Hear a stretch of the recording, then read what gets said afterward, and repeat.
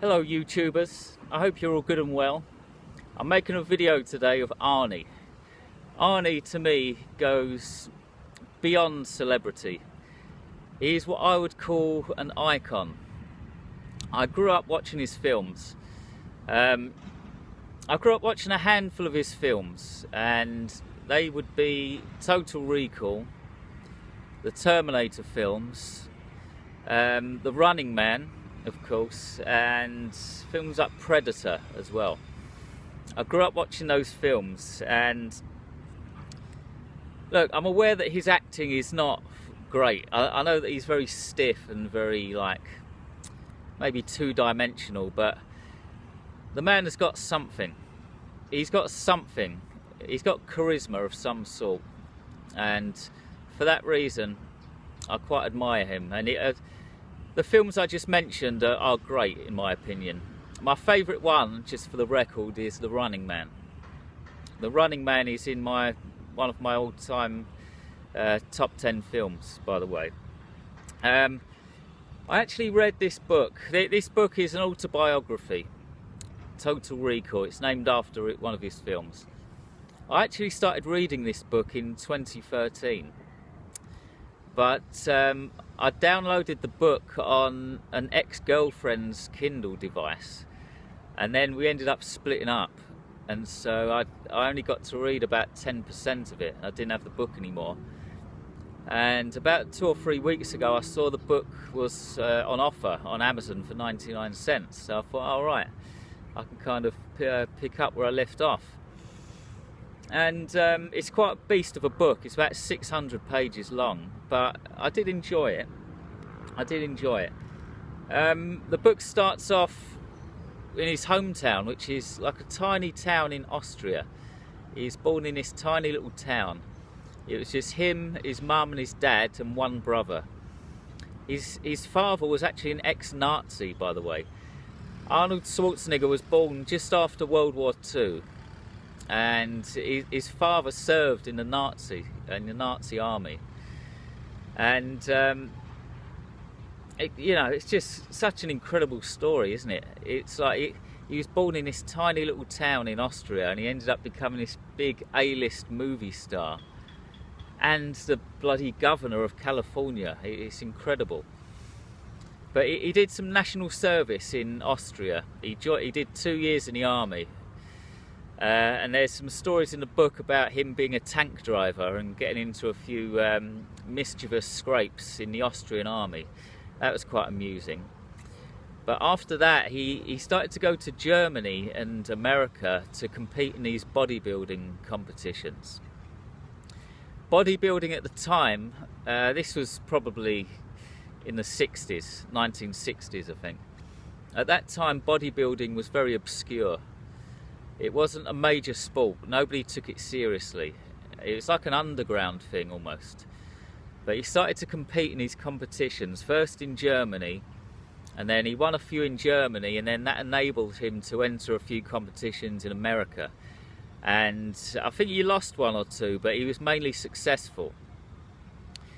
And once he was in America, he was able to get to know people there and make a few connections. And that enabled him in turn to get into movies, okay? And that's where things really started to take off for him. This was the 1960s or the 1970s at this point. His first ever film was called Hercules in New York. I haven't seen this, I'll admit, I haven't seen this film. But that was his very first one. That was the one that kind of, it didn't put him on the map, but that was the first kind of major production that he took part in. After that, it was the 2 big films that put him on the map were Pumping Iron and Conan the Barbarian. I've never seen Conan either, by the way, but I have seen Pumping Iron, which is a documentary, and that is worth watching. That really is. I might rewatch that soon. That's like a documentary that was designed to kind of raise awareness of bodybuilding, and it's a good one. Arnold Schwarzenegger isn't actually painted in a very nice light in that documentary. It's got Lou Ferrigno in it, who went on to play the Hulk, and Arnie shows a bit of a nasty side, but I think it's all put on. It's all for show anyway. But those two productions put him on the map. And then, of course, after that, he met Jim Cameron, and he ended up starring in the Terminator. Terminator is a great film, of course, and that really did put him on the map. Interestingly enough, you might know this already, but the Terminator was originally going to be played by O.J. Simpson. But then Jim Cameron at the last minute decided to make Arnold Schwarzenegger the Terminator. Arnie was originally going to play the part of Kyle Reese, the one who gets sent back in time to kind of save John Connor's mum. Arnie was going to play that part, but then over dinner one day, Jim Cameron decided that Arnie was more suitable for the Terminator. And so that was that. Once the Terminator was made, Arnie's movie career was really in progress. Thank you for making it to the halfway point of this video. This is just a quick message to let you know that I have my own range of books that are available, mainly science fiction and horror, and some of them are free. If you enjoy my videos and my work, you could help me a lot by checking out my books and leaving reviews for them on Amazon and Goodreads. It would help way more than you think, believe me. You can actually support my work without spending any money at all. A review for one of my free books would easily suffice. The links for my books are below. Thank you. Now back to the video. Arnold Schwarzenegger is not just a muscle head.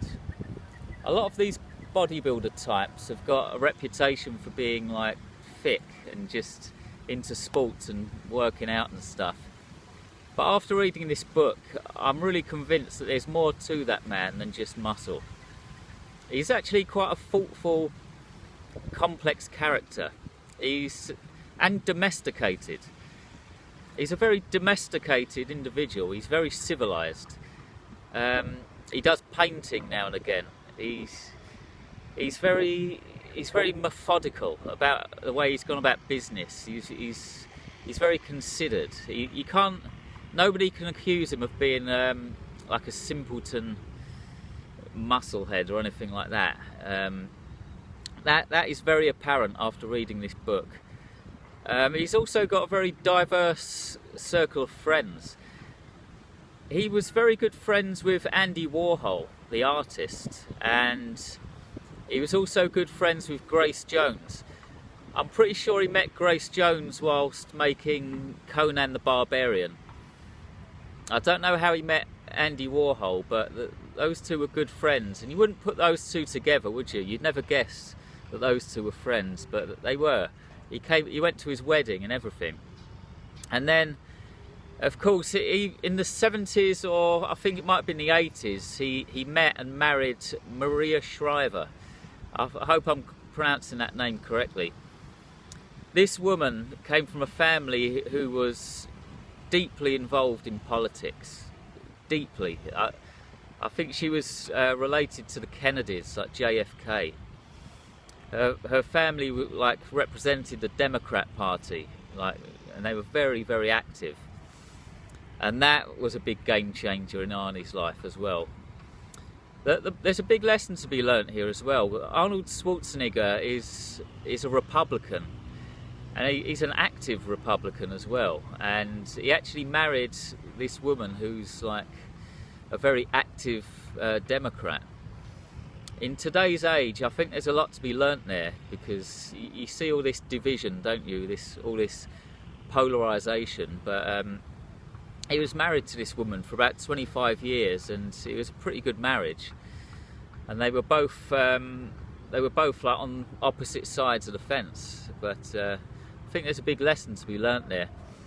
To be honest, I skimmed the political parts of this book.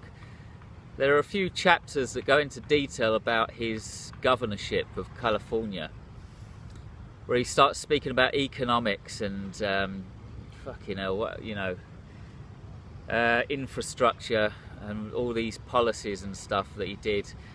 Fair play, but I don't give a fuck about politics. I just skim read that. I'm not into politics at all. I'm amazed by his life story and how he became governor of California, of course. It's amazing.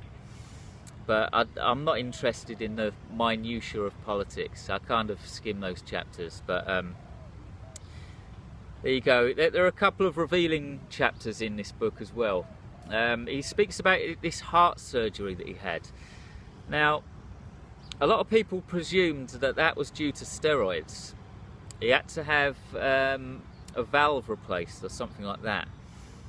According to Arnie in this book, it was actually due to a hereditary disease that he got from his mother. His mother had the same condition. She actually refused surgery and ended up dying quite early, in her 70s, I think. But Arnold Schwarzenegger kind of inherited this gene, and that's why he had to have this heart operation. So according to him, at least, it wasn't due to steroids.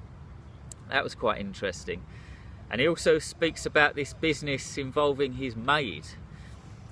His marriage to Maria Shriver ended after 25 years when she found out that their maid, who used to kind of tidy and clean their apartment, had a baby that turned out to be Arnold Schwarzenegger's baby. I think Maria went away on holiday for 2 weeks, and Arnold was at home with his maid, and one thing led to another. They ended up having sex, and she got pregnant, and he kind of kept this secret for many years. And then she found out about it, and she left him. You can't really blame her for that. And I don't think they got back together again. I think he's got a new girlfriend now, actually. I think he's got a new girlfriend, but he's very honest about this in the book as well. That was interesting to read. The overall tone of this autobiography, for me, it can be summed up in one word: motivation. This man is motivated, almost on an abnormal level. It's just like, you just have to respect him. He's like a human engine. Bodybuilding, he used to do work out for 5 hours a day. His business ethics, so through the roof. He's willing to work for 14 hours a day. He has earned his money. Nobody can take that away from him. He is a worker, and it's very inspirational. When I was reading this book, for some reason I tried to think of who it is who's the polar opposite of Arnold Schwarzenegger in terms of motivation. And the first name that popped into my head was Charles Bukowski, the author. These two people have got to be like the polar opposites of each other, like the antithesis. Charles Bukowski's main philosophy is don't even bother trying. Arnold Schwarzenegger would say just fucking work 15 hours a day until you get there.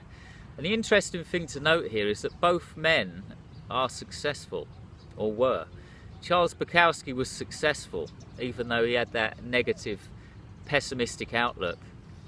And Arnold Schwarzenegger is successful, even though he's like an optimist. So it just goes to show there's not one single pathway to success. There are several different pathways. Negative things about the book. I would say that Arnold Schwarzenegger's prose lacks a kind of creative flair.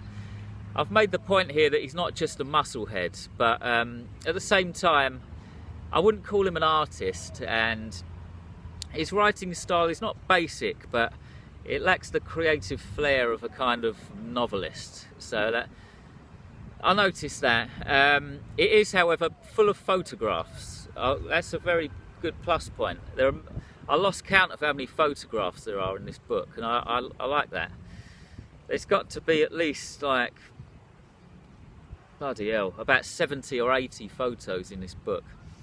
And the book also ends with Arnold Schwarzenegger's 10 tips for life success, and they are worth seeking out. I'm not going to read them here, but it's worth reading them. It's worth buying the book for 99 cents just to read them, and I'm going to reread them.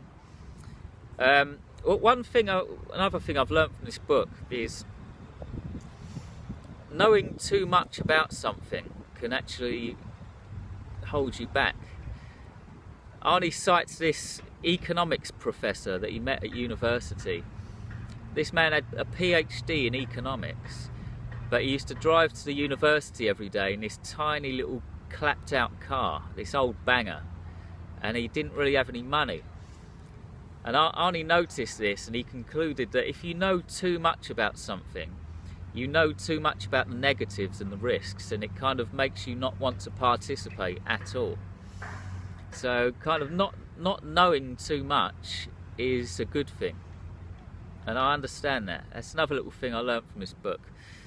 Look, Arnold Schwarzenegger, love him or hate him, I think he will always be remembered, and I actually put him up there with the likes of Elvis Presley, Marilyn Monroe and Michael Jackson.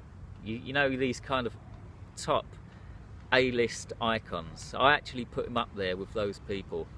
His life story is beyond incredible. He went from a small town in Austria to Hollywood, and then into politics, American politics. He's an absolute legend in my eyes, and if you're into him as well, if you like him, I do recommend reading this book. It's well worth 99 cents anyway, let's put it that way. Thanks very much for watching. I'll be back in 2 weeks with another book review. In the meantime, try to have a great day on this muscle-bound, motivational, inspirational rock we call Earth. Goodbye.